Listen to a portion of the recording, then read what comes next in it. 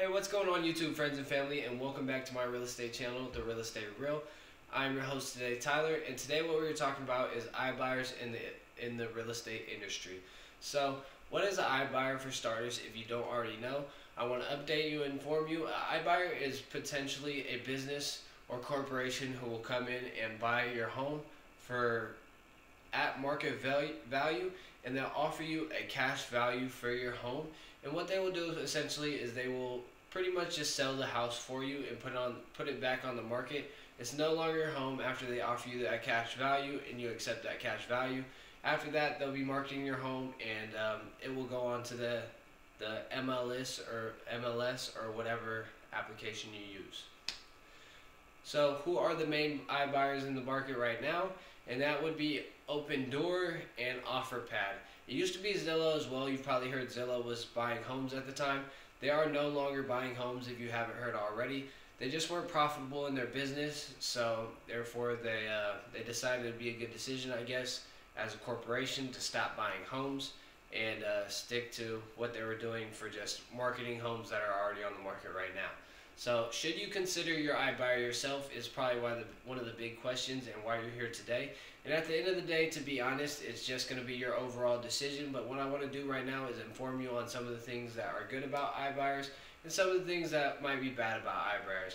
But the main thing to know about iBuyers is a lot of people use them for the convenience that they have right now of selling your home without what some would consider the hassle of selling your home and testing. And so instead of testing the market out and putting it on a market and using a real estate agent, essentially you're just selling a home for a fast and easy transaction. Not to say that you want to have an easy transaction with a realtor, of course, but you're just not testing the market and going through those same steps you would have if you had a realtor.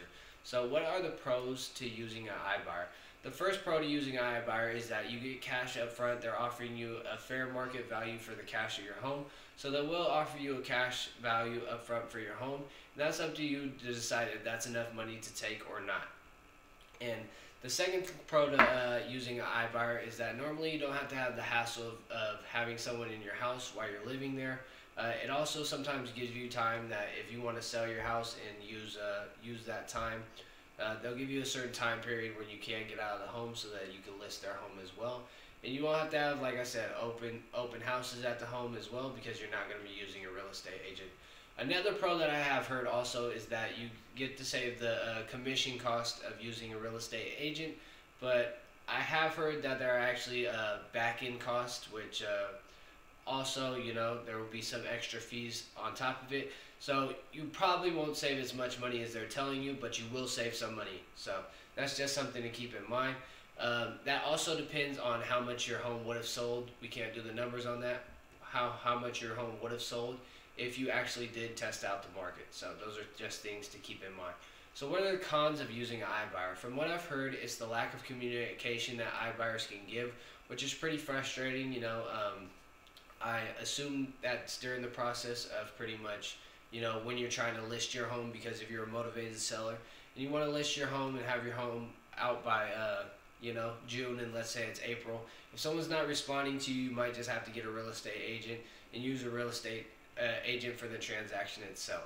So that's the main concern I've heard amongst people that have used iBuyers, is that their communication is just poor.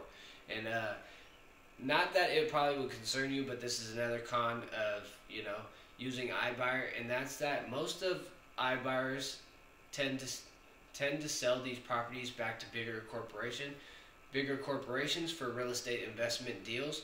That's 10 to 20% of the properties that they buy, they've sold to bigger corporations for real estate investment deals actually as well.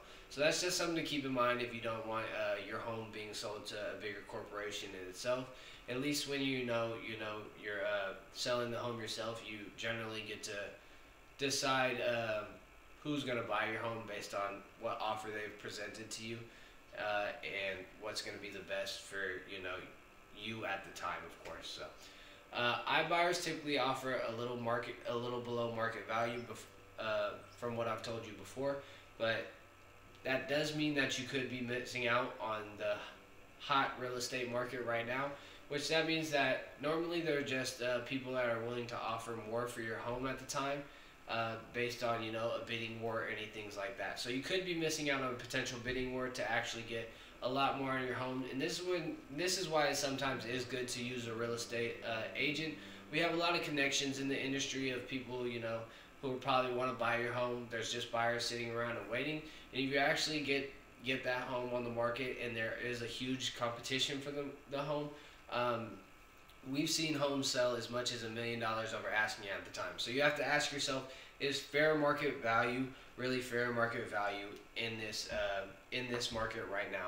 So it all depends on the market, and we don't really know how it's going to look with iBuyers when the value of homes are essentially going down. Well, they haven't been going down right now. I shouldn't say that, but like they might in the future. But also, there's different factors that are going to lie in. They've only been in the market for a couple years now, so we have to see a shift in the market to see how things are really going to go, if iBuyers are really here to stay or not. But typically iBuyers, they're like Carvana or Amazon or anything else, so it depends how long they're going to stay, and that's for kind of you to decide as well. Do you think iBuyers are going to stay? That's a good question to ask yourself if you're a homeowner, because it could be something that you want to utilize later on or not. That's why we're here doing the video today, of course. But another conspiracy about iBuyers, a common conspiracy right now, is that iBuyers are trying to control the market for market manipulation by pretty much buying as many homes as they can around good areas, holding those homes and possibly releasing them later on where those homes are obviously priced for higher than what they were bought for. So they're just basically trying to use the market so that they could buy in the market so that they could take more control of the market and keep the market high. But right now, it's a statistic that only 0.5% of the market market transactions actually went through iBuyers. So I would have to say that this conspiracy right now would be false until they get more market value, which they plan to do by 2030. They plan to have almost 10% of market value.